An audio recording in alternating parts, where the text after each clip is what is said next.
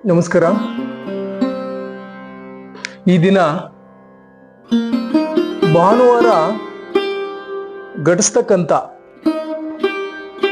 ಕೇತುಗ್ರಸ್ತ ಸೂರ್ಯಗ್ರಹಣದ ಬಗ್ಗೆ ಬಹಳಷ್ಟು ಜನ ಬೆಂಗಳೂರಿಂದ ಫೋನ್ ಮಾಡಿದ್ರು.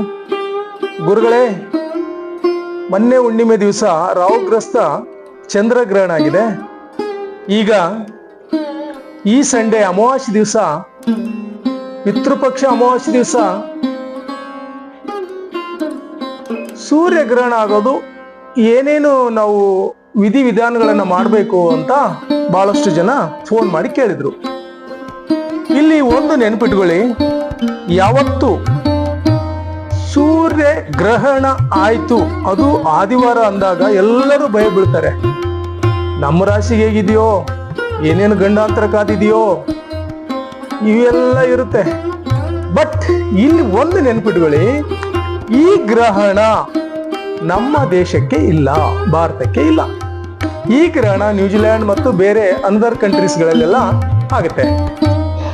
ರಾತ್ರಿ 10:29 ಆಗೋ ಈ ಗ್ರಹಣ ಬೆಳಗ್ಗೆ ಮುಂಜಾನೆ 3 ಗಂಟೆವರೆಗೂ ಇರುತ್ತೆ. ಸೊ ನಮ್ಗೆ ಅನ್ವಯ ಆಗೋದೇ ಇಲ್ಲ ಇದು. ಹೀಗಾಗಿ ನಾವು ಭಯ ಬೀಳೋ ಅವಶ್ಯಕತೆನೂ ಇಲ್ಲ. ಈ ಪಿತೃಪಕ್ಷದ ಭಾನುವಾರದ ಅಮಾವಾಸ್ಯೆ ಖಗ್ರಾಸ್ ಸೂರ್ಯಗ್ರಹಣ ಅನ್ನೋ ಭಯನ ಎಲ್ಲರೂ ಬಿಟ್ಬಿಡಿ. ಅದಕ್ಕೋಸ್ಕರ ನಾನು ಗ್ರಂಥವನ್ನು ನೋಡಿದೆ, ಮತ್ತೆ ಹಳೆಯ ಗ್ರಂಥವನ್ನ ನೋಡಿ ಎಲ್ಲವನ್ನ ಮೆಲುಕು ಹಾಕಿದೆ. ಬಟ್ ಅದರಲ್ಲಿ ನಮ್ಮ ದೇಶಕ್ಕೆ ಗ್ರಹಣಗಳ ಪರಿಣಾಮ ಇಲ್ಲ ಅಂದಾಗ ಯಾರು ಭಯ ಬೀಳುವ ಅವಶ್ಯಕತೆ ಇಲ್ಲ.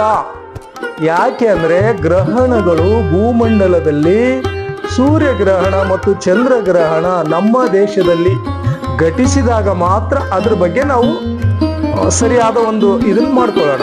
ಆದರೆ ಈ ಗ್ರಹಣ ಬೇರೆ ದೇಶದಲ್ಲಿ ಆಗ್ತಿರೋದ್ರಿಂದ ಆ ದಿನ ನಾವು ರಾತ್ರಿ ಧ್ಯಾನವನ್ನ, ಪೂಜೆಯನ್ನ ಮಾಡ್ಕೊಳ್ಳೋದು ಬೆಸ್ಟ್. ಧ್ಯಾನವನ್ನ ಹೆಚ್ಚು ಮಾಡೋದು ಇನ್ನೂ ಒಳ್ಳೆಯದು. ಯಾಕೆ ಅಂದ್ರೆ ಆ ಟೈಮ್ನಲ್ಲಿ ಧ್ಯಾನ ಮಾಡೋದ್ರಿಂದ ನಿಮ್ಮ ಆ ಒಂದು ಪಾಸಿಟಿವ್ನೆಸ್ ಹೆಚ್ಚಾಗುತ್ತೆ. ಒಂದು, ಈ ಗ್ರಹಣದ ಬಗ್ಗೆ ಸ್ವಲ್ಪನೂ ಯಾವ ರಾಶಿಯವರು ಕೂಡ ಹೆದರ್ಬೇಕಾಗಿಲ್ಲ. ಸಿಂಹ ರಾಶಿಯವ್ರಿಗಂತ ಏನು ಬಹಳಷ್ಟು ಭಯಭೀತರಾಗ್ಬಿಟ್ಟಿದ್ದಾರೆ. ಕೆಲವು ಯೂಟ್ಯೂಬ್ಗಳಲ್ಲಿ ಎದುರಿಸೋದೇ ಒಂದು ಕಾಯಕ. ಹೆದರಿಕೆ ಹೋಗೋ ಅವಶ್ಯಕತೆನೇ ಇಲ್ಲ. ಯಾಕೆ ಹೆದರ್ಬೇಕು ಹೇಳಿ?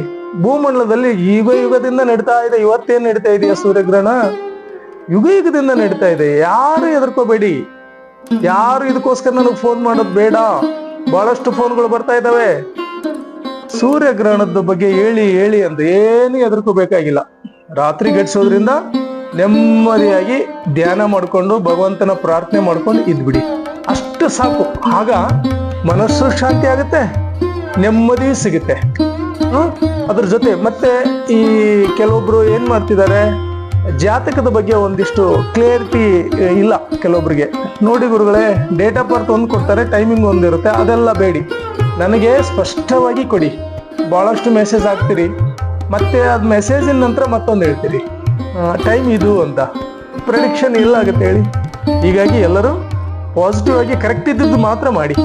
ಓಕೆ, ಅದ್ರ ಜೊತೆ ಧ್ಯಾನವನ್ನ ಪ್ರತಿದಿನ ಸ್ಟಾರ್ಟ್ ಮಾಡಿ. ಈ ಧ್ಯಾನ ನನ್ನ ಜೊತೆ ನೀವು ಆಸ್ಟ್ರಾಲಜಿ ಇದ್ದೀರಿ ಅಂದ್ರೆ ಧ್ಯಾನ, ಹೋಮ, ಪೂಜೆಯಿಂದನೇ ನಾನು ನಿಮ್ಮನ್ನ ಆ ಒಂದು ಪರಿಹಾರಕ್ಕಾಗಿ ಮಾಹಿತಿಯನ್ನು ಕೊಡೋದು. ಯಾಕಂದ್ರೆ ಏನೇನೋ ಹೇಳಿ ಏನೇನೋ ಮಾಡಿ ಮೂಢನಂಬಿಕೆಗಳನ್ನು ಬಿಡಿಸೋದಕ್ಕೆ ನನಗೆ ಇಷ್ಟ ಇಲ್ಲ. ಹೀಗಾಗಿ ನ್ಯಾಯವಾಗಿ ಏನಿದೆಯೋ ಧರ್ಮದ ಮೂಲಕ ಆ 12 ಮನೆಗಳಲ್ಲಿ ಯಾವ ಗ್ರಹಗಳ ಪರಿಣಾಮ ಏನಿದೆಯೋ ಅದನ್ನ ಸ್ಪಷ್ಟವಾಗಿ ಹೇಳಬಲ್ಲೆ ನಾನು. ಅಷ್ಟು ಬಿಟ್ಟು ಬೇರೆಗಳ ನನಗೆ ಇಷ್ಟ ಆಗಲ್ಲ. ಯಾಕಂದ್ರೆ ಮೂಲ ಗ್ರಂಥಗಳ ಪರಿಣಾಮ 20-25 ವರ್ಷದ ಇತಿಹಾಸದಲ್ಲಿ ಎಲ್ಲ ಗ್ರಹಗಳು ಹೆಂಗೆ ವರ್ತನೆ ಮಾಡ್ತಿದ್ದಾವೆ ಅಂತ ಬಹಳಷ್ಟು ಡಾಕ್ಯುಮೆಂಟ್ಸ್ ನನ್ನ ಹತ್ರ ಇದೆ. ಹೀಗಾಗಿ ಅದನ್ನೆಲ್ಲ ಕಲೆಕ್ಟ್ ಮಾಡಿ ಅದರ ಸಾಧಕ ಬಾಧಕಗಳು ಎಲ್ಲವನ್ನ ನೋಡಿ ನಾನು ನಿಮಗೆ ಈ ಪ್ರೆಡಿಕ್ಷನ್ ಹೇಳ್ತಾ ಇದ್ದೀನಿ.